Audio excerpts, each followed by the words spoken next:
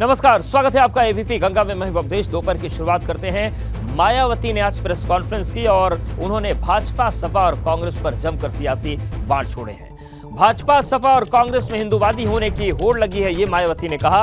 उन्होंने कहा कि बसपा सभी धर्मों का सम्मान करती है। सरकारी जमीन से मजारे हटाने का विरोध किया है मायावती ने। उन्होंने सवाल पूछा है कि जब मजार बन रही थी तब आखिर क्यों नहीं हटाया गया और अब इस कार्रवाई का वो समर्थन नहीं करती हैं। तो प्रेस कॉन्फ्रेंस करके उन्होंने अपनी चुनावी तैयारियों के बारे में बताया और सपा, भाजपा और कांग्रेस पर जमकर सियासी हमले मायावती ने किए हैं।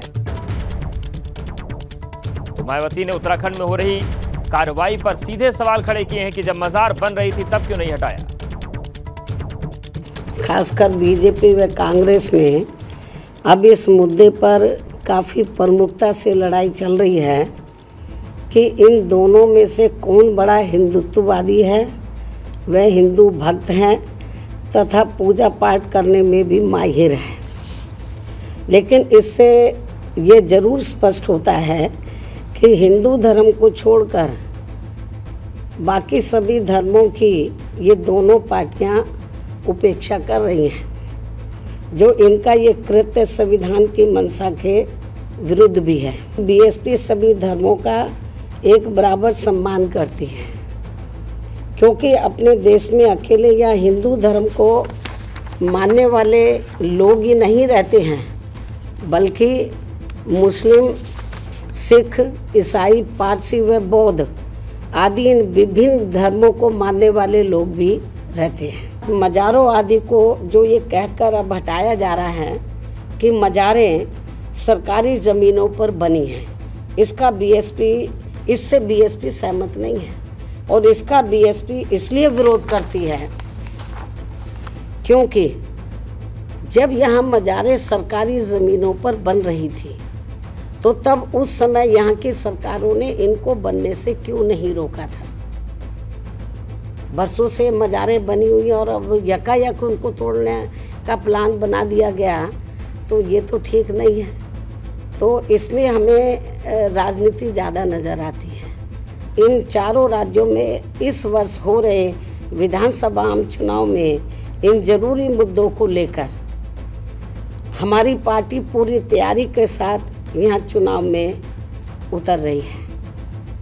इतना ही नहीं, बल्कि इन सभी मामलों में यहाँ की जनता को जागरूक बनाने एवं चुनावी तैयारी के लिए भी बीएसपी केंद्रीय यूनिट ने पार्टी के नेशनल कोऑर्डिनेटर श्री आकाश आनंद को तथा इन चारों राज्यों के केंद्रीय कोऑर्डिनेटर व राज्यसभा सांसद श्री रामजी गौतम को भी मुख्य तौर पर लगाया हुआ है। और वहीं सपा महासचिव रामलाल जी सुमन का बयान सामने आया है। उन्होंने कहा कि बीएसपी का स्टैंड अकेले ही चुनाव लड़ने का है। हमारे बीएसपी के साथ संबंध अच्छे नहीं रहे। बीएसपी का हर स्टैंड भाजपा को लाभ देगा। रामजी लाल सुमन ने कहा कि सभी दल भाजपा के खिलाफ एकजुट हो। तो बीएसपी का स्टैंड अकेले ही चुनाव लड़ने का है। उन्होंने कहा कि बीएसपी का हर स्टैंड भाजपा, तो सभी दल भाजपा के खिलाफ एकजुट हो। समाजवादी पार्टी के राष्ट्रीय महासचिव रामजी सुमन साहब है। सर, आपके नेता ने नारा गढ़ा कि 80 सीटें आ रही हैं, 80 हराओ, भाजपा हटाओ। सत्ता का जो रास्ता है उत्तर प्रदेश से निकलता है। उत्तर प्रदेश में लोकसभा की 80 सीटें हैं। अगर हम उत्तर प्रदेश में भाजपा को हरा देंगे तो किसी भी कीमत पर दिल्ली में भाजपा की सरकार नहीं बनेगी। तो हमारी कोशिश ये है कि और जनता के मिजाज को देखकर हम कह सकते हैं कि हम उत्तर प्रदेश में बीजेपी को हराएंगे। क्या लग रहा है सर? कल एसपी सिंह बघेल ने कहा कि ये जोक ऑफ द सेंचुरी है, तो इसको लेकर ये जोक ऑफ द सेंचुरी वो उनको लग रहा है कि ये बहुत ही हल्के माहौल में हल्का बयान है अखिलेश यादव। किसने क्या कहा मैं उस पर कुछ टिप्पणी नहीं करना चाहता, लेकिन मैं ये जानता हूँ कि आहिस्ता आहिस्ता भाजपा के खिलाफ पूरे देश में वातावरण बन रहा है और लोग बीजेपी को हराने के मूड में हैं। हमारा प्रयास ये है कि उत्तर प्रदेश में इतनी सारी सीटें हैं, अगर एक बड़ा हिस्सा उत्तर प्रदेश में हम बीजेपी को हरा देंगे तो फिर प्रतिपक्ष की सरकार बनेगी, भाजपा की सरकार नहीं बन सकती। पूरे हिंदुस्तान में कवायद हो रही है कि प्रतिपक्ष की पार्टियां हैं बीजेपी के खिलाफ, जो धर्मनिरपेक्ष शक्तियां हैं उस वोट का बंटवारा न हो, और एक विनम्र प्रयास किया जा रहा है। जहाँ तक बसपा के शामिल करने का सवाल है, आप जानते हैं बसपा ने पहले ही स्टैंड ये ले लिया है कि उत्तर प्रदेश में अकेले लड़ेंगे, तो उसके बुलाने का कोई औचित्य ही नहीं। तो जो अनुभव है, जिस तरह से गठबंधन तोड़ा बसपा सुप्रीमो ने, उसका कोई औचित्य नहीं था। अगर किसी के पास कोई लॉजिक है, आधार है, तो बात समझ में आती है। जहाँ किसी के समझ में आधार ही नहीं समझ में आता हो, लॉजिक समझ में नहीं आता हो, कोई गुणदोष के आधार पर फैसला करने को तैयार नहीं, ऐसे लोगों से बात करने का कोई औचित्य नहीं। लेकिन बसपा सुप्रीमो का हर एक फैसला, हर एक बयान बीजेपी को लाभ देने वाला है, प्रतिपक्ष की ताकत बढ़ाने वाला नहीं है। कुल मिला के लगातार राजनीति आगे बढ़ रही है और सबकी नजरें अब मिशन 2024 पर टिकी हुई है। आगरा से कैमरामैन विकास गुप्ता के साथ नितिन उपाध्याय, एबीपी गंगा। लोकसभा चुनाव से पहले कांग्रेस पार्टी में शुरू हुई सिर्फ डब्बल। सुहेल अंसारी ने प्रदेश अध्यक्ष बृजलाल खाबरी पर गंभीर आरोप लगाए हैं। बृजलाल खाबरी पर टिकट बेचने का आरोप उन्होंने लगा दिया। उन्होंने कहा कि जो लोग कांग्रेस पार्टी चला रहे हैं उनसे पार्टी चलने वाली नहीं है। निकाय चुनाव में टिकट वितरण भी ठीक से नहीं हुआ है। तो कांग्रेस की जो सिर्फ डब्बल की आदत है वो छत्तीसगढ़ और राजस्थान होते हुए उस राज्य में भी आ गई है जहां पर अस्तित्व का संकट है। और लोकसभा चुनाव से पहले उत्तर प्रदेश कांग्रेस में सिर्फ डबल शुरू हो गई है। सुहेल अंसारी ने प्रदेश अध्यक्ष बृजलाल खाबरी पर गंभीर आरोप लगाए हैं। बृजलाल खाबरी पर उन्होंने टिकट बेचने तक के आरोप लगा दिए। उन्होंने कहा कि जो लोग कांग्रेस पार्टी चला रहे हैं उनसे पार्टी चलने वाली नहीं है। उन्होंने ये भी कहा कि निकाय चुनाव में टिकट वितरण ठीक से नहीं हुआ है।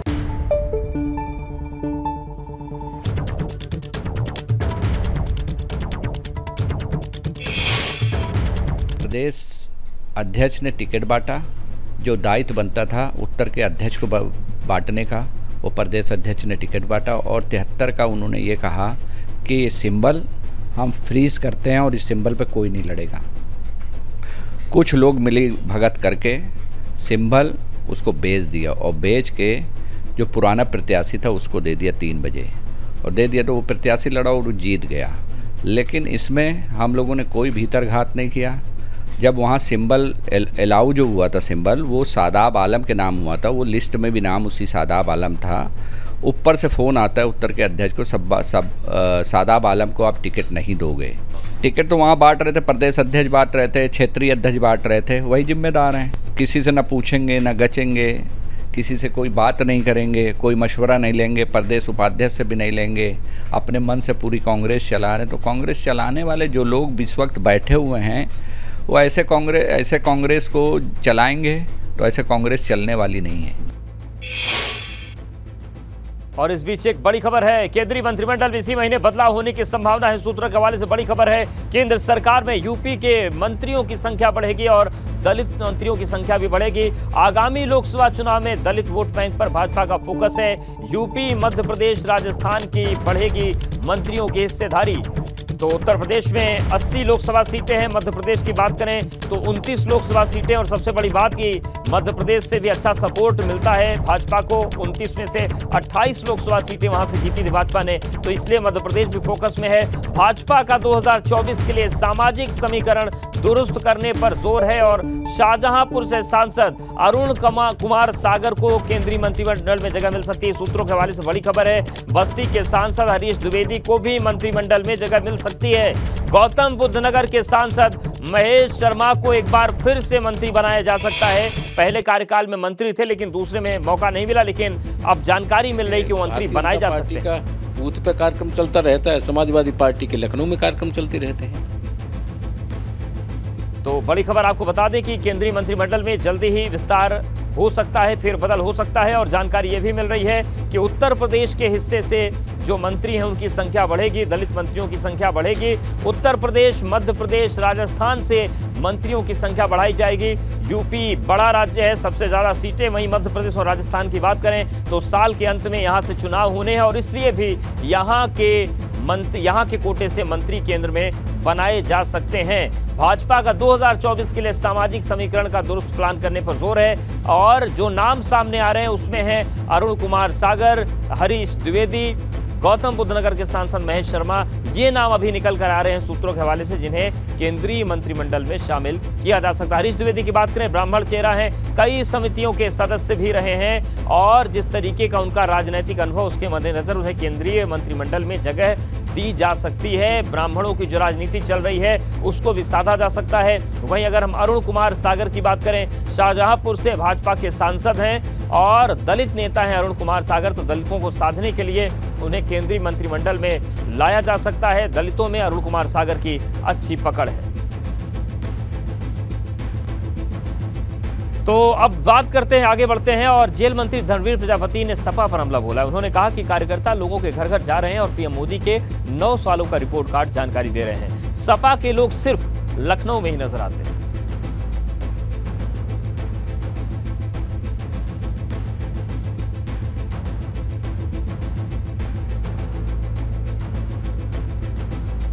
ये भी सच्चाई है कि भारतीय जनता पार्टी का बूथ पे कार्यक्रम चलता रहता है, समाजवादी पार्टी के लखनऊ में कार्यक्रम चलते रहते हैं। लेकिन ये भी सच्चाई है कि प्रदेश कार्यालय के जहाँ आसपास, लखनऊ के आसपास ही जाते हैं ज़्यादा, कहीं हमें तो कोई दिखे नहीं, हमें कहीं मिले नहीं। समाजवादी पार्टी के और भी नेता नहीं हमें दिखे। हम पूरे प्रदेश में जाते हैं, पूरे प्रदेश में भ्रमण करते हैं, हमें तो कहीं कोई मिलते नहीं है। और प्रयागराज के प्राचीन मनकामेश्वर मंदिर में ड्रेस कोड लागू हो गया है। मनकामेश्वर मंदिर में श्रद्धालुओं के लिए ड्रेस कोड बना दी गई है। मनकामेश्वर मंदिर में छोटे कपड़े पहनकर आने पर रोक लगा दी गई है। मनकामेश्वर मंदिर में जीन्स टॉप में नो एंट्री है। महिलाओं को साड़ी सलवार सूट में आने की अपील की गई। पुरुषों को पैंट शर्ट या कुर्ता धोती में एंट्री मिलेगी। मनकामेश्वर मंदिर प्रशासन ने ड्रेस कोड के साइन बोर्ड लगा दिए। ये देखिए, मनकामेश्वर मंदिर प्राचीन मंदिर है, महत्वपूर्ण मंदिर है प्रयागराज का, और यहाँ पर बाकायदा एक बोर्ड लगा दिया गया है। श्रद्धालुओं के लिए दिशा निर्देश जारी कर दिए हैं और यहाँ पर लिखा गया है कि छोटे कपड़े पहनकर स्त्रियां ना आएं, लड़कियां ना आएं, और इसके साथ ही साथ मर्यादा का पालन करने की अपील मनकामेश्वर मंदिर में की गई है।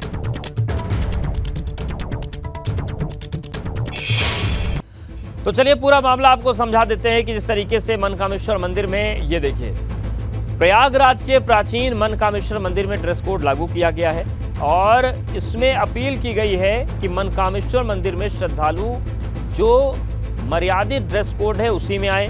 मनकामेश्वर मंदिर में छोटे कपड़े पहनकर आने पर रोक लगा दी गई है और इसके साथ ही साथ मनकामेश्वर मंदिर में जीन्स टॉप में नो एंट्री रहेगी।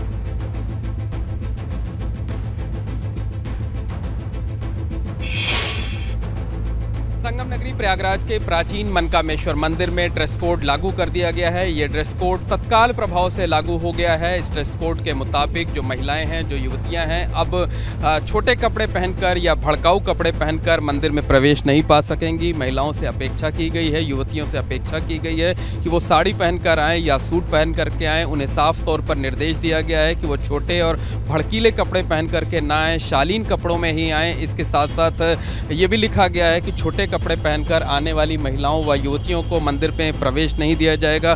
पुरुषों से भी अपेक्षा की गई है कि वो जो कटी फटी जीन्स, जिसे डैमेज जीन्स कही जाती है, वो पहन कर ना आए, हाफ पैंट पहन करके ना आए। और ये जो गाइडलाइन है, इसके जो बोर्ड हैं वो जगह जगह पूरे मंदिर परिसर में लगा दिए गए हैं। बाहर से लेकर अंदर तक जगह जगह इस तरीके के बोर्ड लगे हुए हैं। मंदिर प्रशासन का कहना है कि छोटे और भड़काऊ कपड़े पहनकर आने से जो यहाँ पर लोगों की आस्था है वो प्रभावित होती है, लोगों की जो एकाग्रता है वो प्रभावित होती है। तो मनकामेश्वर मंदिर के बारे में आपको बताएं कि रोज़ाना हज़ारों की संख्या में जो श्रद्धालु हैं यहाँ पर दर्शन पूजन करने के लिए आते हैं। सोमवार के दिन तो यहाँ पर हज़ारों की भीड़ इकट्ठा होती है। इसके साथ साथ सावन के महीने में और महाशिवरात्रि के मौके पर तो यहाँ इतनी भीड़ होती है कि तिल रखने तक की जगह नहीं होती है। मंदिर प्रशासन का साफ कहना है कि दिनों दिन जो है माहौल वो ख़राब होता जा रहा था। तमाम लोग ऐसे थे जो छोटे और भड़काऊ कपड़े पहनकर आते थे, जिससे लोगों की आस्था प्रभावित होती थी और इसी वजह से उन्हें इस तरीके का महत्वपूर्ण फैसला लेना पड़ा है। मंदिर प्रशासन का ये भी कहना है कि फ़िलहाल इसे गाइडलाइन के तौर पर लागू किया गया है। लोगों को जानकारी दी जाएगी, लोगों को समझाया जाएगा और अगर कोई बात बात को समझने की कोशिश नहीं किया जाएगा तो उससे सख्ती से निपटा जाएगा और ऐसे लोगों को, ऐसे भड़काऊ कपड़े पहनकर आने वाले लोगों को मंदिर में प्रवेश से रोका जाएगा, उन्हें मंदिर में एंट्री कतई नहीं दी जाएगी। तो साफ तौर पर कहा जा सकता है कि मंदिर प्रशासन ने एक अनूठी पहल की है और मंदिर प्रशासन का ये भी मानना है कि लोग इस जो गाइडलाइन तय की गई है उस गाइडलाइन का पूरी तरीके से पालन करेंगे, ड्रेस कोड का पूरी तरीके से पालन करेंगे ताकि लोगों की जो आस्था है वो उस पर कतई कोई प्रभाव ना पड़ने पाए। कैमरामैन अनुराग द्विवेदी के साथ मोहम्मद मोइन, एबीपी गंगा, प्रयागराज। और मनकामेश्वर मंदिर के जो प्रबंधक हैं, जो पुजारी, उनका क्या कहना है? शुरुआत है।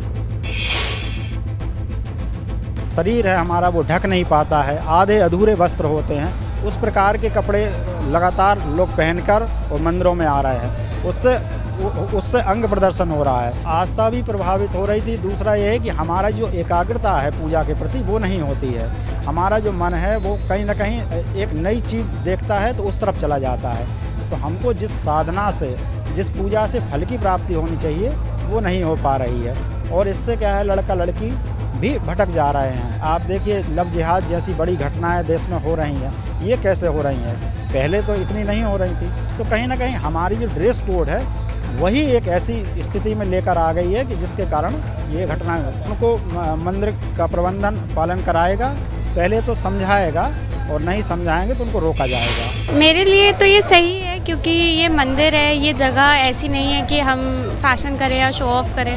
तो यहाँ पे अगर एक सभ्य तरीके से किसी को कहा जा रहा है कि वो आए, किसी की भावनाएं नष्ट ना हो, तो मेरे हिसाब से ये गलत तो नहीं है। ऐसे कपड़े ना पहने जाए जिससे कि कोई भी चीज़ को लेके मतलब कोई प्रॉब्लम हो सके, तो मेरे लिए तो ये, मेरे हिसाब से तो ये ठीक है। बिल्कुल सही है। ये क्यों भड़कीले कपड़े या ऐसे कपड़े क्यों पहन के आए जब आते हैं भक्ति के लिए, पूजा के लिए?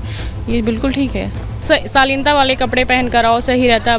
बाकी चीज़ों का नहीं, मतलब एकाग्रता जैसी चीज़ों का कुछ नहीं मैं कह सकती। बाकी ये है कि थोड़ा सा सूट साड़ी है मंदिर में सही रहता। हर जगह की एक अलग ड्रेस को वो रहता है कि हम कहीं और जा रहे हैं, कहीं घूमने जा रहे हैं तो एक अलग ड्रेस पहन सकते हैं, कोई प्रॉब्लम नहीं है। लेकिन मंदिर है तो थोड़ा ढंग के कपड़े पहन कर आओ तो सही है। इसमें कोई, मैं एग्री करती हूँ इसके लिए। बात करते हैं गर्मी की। कानपुर में सीजन का सबसे ज्यादा तापमान 42.2 डिग्री सेल्सियस दर्ज किया गया, जो इस सीजन का सबसे ज्यादा है।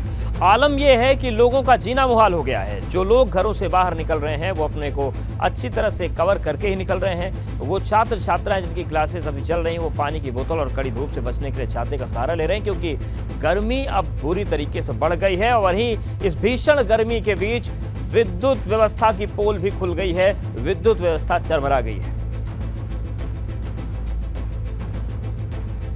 गर्मी काफ़ी ज़्यादा पड़ रही है और लोगों को परेशान भी कर रही है। उन स्टूडेंट्स का क्या हाल है कानपुर में जो इतनी भीषण गर्मी में अपनी क्लासेस को लेने जा रहे हैं, क्या उपाय करके निकल रहे हैं, उनसे बात कर लेते हैं एक एक करके। क्या नाम है आपका? सिद्धांत। छाता लेकर के निकले? हाँ, गर्मी इतनी ज़्यादा है कि बिना छाता तो बहुत मुश्किल है निकलना अभी। क्लासेस हो रही हैं, आप क्या क्या करते क्या हैं? हम MSc के स्टूडेंट्स हैं और हमारी क्लासेस तो रेगुलर चल ही रही हैं, तो इसीलिए वही छाता और उसी तरह से इंतज़ाम करके निकलना पड़ा क्योंकि गर्मी तो बहुत ज़्यादा पड़ रही है। क्या नाम है आपका? सर मेरा नाम प्रिंसी है और सेम कोर्स के हैं हम दोनों, और काफ़ी गर्मी है। ऐसे हमारी रेगुलर क्लासेस चलती है तो रोज़ वाटर बॉटल और अम्ब्रेला के संग हम रोज़ निकलते हैं। एक्स्ट्रा प्रिकॉशन इस तरीके, क्योंकि बहुत ज़्यादा गर्मी हो रही है। अब क्लासेस तो बंक कर नहीं सकते तो रोज़ जाना ही पड़ता है, बट एटलीस्ट जो हम कर सकते हैं एज अ स्टूडेंट, एक अम्ब्रेला, वाटर बॉटल, और अगर बहुत ज़्यादा तो आप एक स्टोल लेके चल सकते हैं अपने साथ में, मुँह ढककर, जितना ज़्यादा बर्निंग से बचा सकें खुद को। आपका नाम? मेरा नाम भावना है। हम लोग सेम कोर्स में ही हैं, तो गर्मी तो एज़ यूजुअल बहुत ज़्यादा ही है, लेकिन हम लोग प्रिकॉशंस लेके चलते क्योंकि क्लास तो कंपलसरी है, क्लास करनी। ये आपका क्या कोर्स है? सर मेरा नाम इंद्र कुमार है, मैं BSc एग्रीकल्चर का छात्र हूँ। गमछा ओढ़ के रखा हुआ है पूरा? जी सर, जी सर। एग्जाम हाथ देता है गमछा कि नहीं इतनी गर्मी? सर थोड़ा देता है सर, एग्जाम शेड्यूल आ गए हैं सर, तो इसीलिए क्लासेस लगनी ज़्यादा ज़रूरी है। 75% मार्क अटेंडेंस ज़रूरी है सर, तो इसीलिए हम लोग क्लास के लिए निकले हैं सर। अटेंडेंस भी ज़रूरी है, पढ़ाई भी ज़रूरी है और भीषण गर्मी के जो मौसम है उसमें अपने काम को भी करना ज़रूरी है। तमाम लोग, तमाम छात्र हैं जो अपने अपने गंतव्य की तरफ जा रहे हैं और हमने इनसे पूछने की कोशिश की कि वो क्या करते हैं और कहाँ पे जा रहे हैं। भीषण गर्मी है, पारा रिकॉर्ड तोड़ रहा है। 42.2 डिग्री दर्ज किया गया है जो इस सीज़न का सबसे ज़्यादा टेम्परेचर है, लेकिन कानपुर के तमाम अन्य इलाके भी हैं जहाँ पर 44 डिग्री से भी ऊपर तापमान जा चुका है।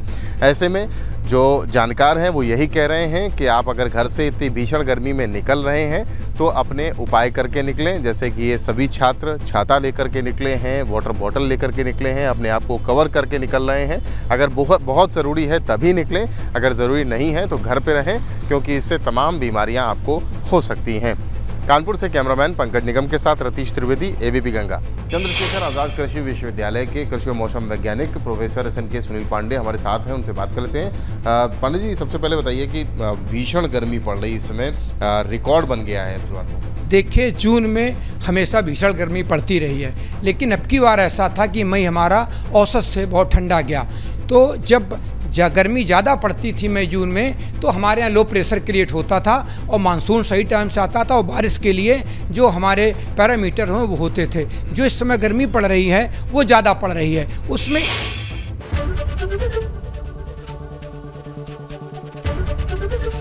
एबीपी गंगा, खबर आपकी, जुबान आपकी।